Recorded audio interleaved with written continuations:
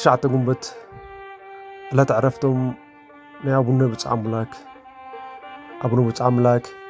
كابوم يفكر النجزي كابديم زمد مريم زبهلو فكر እግዚአብሔር ዘለውምን በሃይማኖቱ ጽናዓትን በስነ ምግባርን ትጉሃትን ሰብ ሓዳር ነበሩ ወትሩ በጸሎትን ንቁሓት ስለዝነበሩ ካብ ዕለታት ሓደ መዓልቲ ያፍቅረን ግዜ በሕልሚ ጎይታናን መድኃኒና ኢየሱስ ክርስቶስ ተገሊጹሉ ኖ ከም ኤርምያስን ዮሐንስን መጥመቅን ካብ ማህፀን ኣድዩ ዝተሓርየን ብዙሓት ሰባት ምኽንያት ድሕን ዝኸውን ስሙ ብፁዕ እትሰምየ ውላድ ክትወልድ ኢኻ በሎ ንስተንሰ ኩሉቲ ዝረአዩ ንዘመደ ማርያም ነገራ ንእግዚአብሔር ሰአኑ ነገር የለበን ኢሎም በጸሎትን ምህለላን ምጽዋትን መቅባላ ጋይሽን ይነብሩ ነበሩ እንተኾነ ግና ሽግርን ሐዘንን ስለዘጋጠሞም ከም አቦና አብርሃምን አዴና ሳራን ካብ ዓዶም ተሰዲዶም ናብ ጣጥያ ንዘባ ድባሯ እምጸሊም ከዱ ኣብዚ ግዜን ቦታን ስደቶም ድማ ኣብ ሓደ መስከረም በ1425 ዓመተ ምህረት ብፁዕ አምላኽ ተወልደ አቡነ ብፁዕ አምላክ ገና ወዲ 8 ዓመት ከሎ አቡ ያፍቅረን ግዜ زنتو حلافي ونبروتني كنتو وتفقؤتني ما سني بأسيتني وولدني أهوني وأركتني وتهمني يادهنو ويكونو بيزا بدهر موالة أباي أما يكون النهيا ونومتان زي عالم زي حلافيو نبروتون كنتو حاقوسو خاء تأفايو دحراي معالتي أبتا أباي علت ያዋን ሙታን አብስ ፍረዱሉ ግዜ ሰበይቲ ኮነ ውሉድ አሕዋት ኮኑ ዓሩኽቲ አሕሙ አያድሑን እዮም ዝብል ሓሲቡ ንሰበይቱን ደቁን አኪቡ ናብ ደብረ ቢዘን መንገዱ አቕነዐ ቅድም ናብ ፋልቄ ዓዲ አርዓዳ ገዳም መነኮሳይት ደቃ መፍሪጳስ በጽሑ እታ በምንየት ቃሎት መነኮሳይትን አቡነ ብፁዕ አምላክ ምስ ረአዩ እዚ ህፃን እዚ ጸጋ እግዚአብሔር ዝሓደረ እዩ ብየማኑን ጸጋሙን መንፈስ ቅዱስ ዝኸበቡ መላእኽቲ ዝሕልውዎ ይበላ ኣብ ገዳም ነብረ ቢዘን ምስ ወጽሑ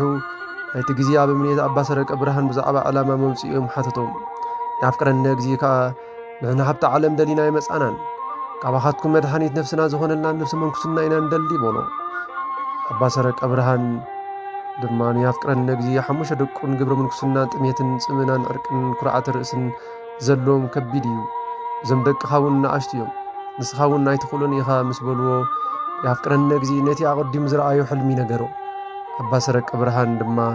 እግዚአብሔር ገሊጹሉ ናብ ብፁዕ አምላክ እናጠመደ እዚ ድዩ ብዛዕቡ ዝተዛረብካኒ ኢሎም ንኹሎም ኣሕዋት ክመሃሩ ናብ ትምህርቲ ሰደድዎም አቡነ ብፁዕ አምላክ ኣብዚ ደብረ ቢዘን ካብ መንፈስ ቅዱስ ሓደሮ ብቁዕ መምህር ቅዱሳን መጻሕፍቲ ተማሂሩ ናብ ርድእና አገልግሎት አረጋውያን ተጸምደ ብጾሙን ጸሎትን ስግደትን ድማ ንእግዚአብሔር አስመሮ ዓበይቲ ተአምራት ይገብር ስለ ዝነበረ እቶም መነኮሳት ምንኩስና አስኬማ መላእኽቲ ግቦ ይበሉ ኣብ መበል 15 ዕድሚኡ ድማ ብአቡነ ጴጥሮስ ማዕረገ ምንኩስና ምስ ኣሕዋቱን አቡን ተቐበለ ኣብ 25 ዓመት ዕድሚኡ ኸ ካብ አቡነ ይስሐቅ ግብፃዊ ማዕረገ ዲቁናን ክነትን ተቐበለ አቡነ ብፁዕ አምላክ አገልግሎት ክነት ኣብ ዝፍጽመሉ እዋን ፈኑ ጸጋ መንፈስ ቅዱስ ኣብ ዝብል ክበጽሕ ከሎ መንፈስ ቅዱስ በአምሳለ ጻዕዳ ርግቢ ኩሉ ሰብ እናረአዩ ኣብቲ መሰዊ የጽል ከም ዝነበረ መጽሐፍ ገድሎም ይገልጽ بدحر زي أمنو بص أملاك ن10 ዓመት ኣብ ደብረ ቢዘን ምስ ጸንሐ በረኸት ገዳም ንምቕባል ትምህርቲ ንምውሳኽ ናብ ደብረ ዳሞ ከይዱ በረከት አቡነ አረጋዊ ተሳቲፉ ገለ መነኮሳትን ተግባር እድን ጽሕፈትን ድኩሰትን ስፌትን ተማሃረ ድሕሪ 5 ዓመት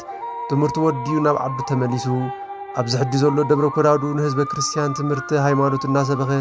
ብጾሙን ጸሎትን እናተጋደለ ን30 ዓመት ተቐመጠ አቡነ ብፁዕ አምላክ ሰለስተ ሓጺንን ተዓጢቑ ኣብ ርእሱ ሓጺን ገይሩ ኣዳው ዘርጊሑ እናጸለየ ከሎ ብብርቱዕ ድምፂ ነጎድጓድ በርቅን ማሕበር መላእኽትን እናተመላለሱ ርእዩ ሰንቢዱ ወደቐ እሞ ስላሴ በአምሳለ ሰለስተ ሰባት ተገለጹሉ በዚ መሰረት ድማ ክሳዕ ሎሚ ክልቲኦም ገዳማት አቡነ ብፁዕ አምላክን ሙራደ ስላሴን ይኽበሩ ድሕሪ ብዙሕ ዓመታት ብሕትውናን ጽኑዕ ገድልን ኣስተምህሮን ክፍሉ ምድረ እገላ ምዃኑ ብመንፈስ ቅዱስ ተረድዩ ደቂ መዛሙርቱ ኣኸቲሉ ንህዝቢ ጽልማ ተፋኒዩ ናብ ምድሪ እገላ ከይዱ ኣቦ ኣብ ሓደ ጎቦ ኣዕረፈ ደቂ መዛሙርቱ ግና ኣቦና እዚ ቦታ እዚ ምድሪ ሸፋቱ ምድሪ ኣራዊት ስፍራ ኣጋንንት እዩ ኣብዚ ከመይ ጌርና ንቕመጥ በልዎ አቡነ ብፁዕ አምላክ ድማ ከምኡ ኣይትበሉ ኢሉ ብምክሳጽ ነቲ ቦታ ብ4 ማዕዝን ባሪኹ ማሕደረ ቅዱሳን ገበሮ ኣቦ ድማ ገዳም መስሪቱ ማሕበረ ኣቆይሙ ኣብ 1467 ዓመተ ምህረት ገደሞ ድሕሪ ቁሩብ ዓመታት ድማ መበል 75 ዕድሚኡ ኣብ 9 ግንቦት ብ1500 ዓመተ ምህረት ካብ እግዚኣብሔር ኣምላኽና ቃል ኪዳን ተቐቢሉ ዓርፈ። ኣብ ገዳም ደብረ ምእዋን ድማ ተቐብረ። ኣብ መቓብሩ ክሳብ ሎሚ ተኣምራት ይግበር ኣሎ። በብግዚኡ ዝመፁ ሕሙማትን ብኑሳትን ማይ ጸሎት እናተሓጽቡ ይፈወሱ ኣለዉ። ኣብ ረቡዕ ኣምላኽ ዝገደመን ፍሉጣት ክልተ ገዳማት ኣለዋ። ገዳም ደብረ ኮዳዱ ኣብ ዞባ ደቡብ ንዑስ ዞባ ድባርባ ጽልማ ኣብ እምኒ ጸሊም ዝርከብ ገዳም እዩ። እዚ ገዳም እዚ ኣቡነ ብፁዕ ኣምላኽ ን30 ዓመታት ብጾምን ጸሎትን ተወሲኑ ዝተቐመጠሉ ስላሴ ተገለጹሉን ቅዱስ ቦታ ብምዃኑ ከም ገዳም ገዲሙ ቤተ ክርስቲያን ተሃኒጹሉ ዓመት መፀ ክብረ በዓሉ 1 ታሕሳስ እናተኸበረ ይንበር ኣሎ። ገዳም ደብረ ምእዋን ድማ ኣብ ዞባ ደቡብ ንዑስ ዞባ ደቀ መሓረ ኣብ ከተማ ደቀ መሓረ ብሸነኽ ደቡባዊ ምዕራብ ካብ ማይ ዕዳጋ ኣብ 20 ኪሎ ሜትር ኣብ 1970 ሜትሮ ብረራኺ ይርከብ። ኣብዚ ገዳም እዚ ክልተ ኣብያተ ክርስቲያን ናይ ኣቡነ ብፁዕ ኣምላክን ናይ ኣቡነ ናይ ደቀ መዝሙሩ ኣቡነ ቡረክረ ድንግል ኣሎ። ዓመተ መጽአ ክብረ በዓሉ 9 ግንቦት እናተኸበረ ይነብር ኣሎ። ጸሎቱን በረከቱን ምስ ኩልና ህዝበ ክርስቲያን ይኹን። ወስብሐት ለእግዚአብሔር ወወላዲቱ ድንግል ወለመስቀሉ ክብር